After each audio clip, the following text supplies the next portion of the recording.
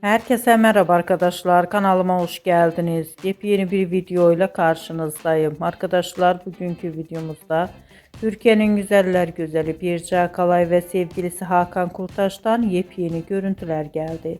Muhteşem çiftimizin güzel, eğlenceli görüntülerini sizler için YouTube kanalımda video halinde sunuyorum. Umarım beğenirsiniz. Arkadaşlar videomu beğendiyseniz kanalımı izlemeyi ve bildirim butonuna basmayı unutmayın. Şimdilik benden bu kadar olsun. Yeni videomuzda görüşmek üzere. Hoşça kalın.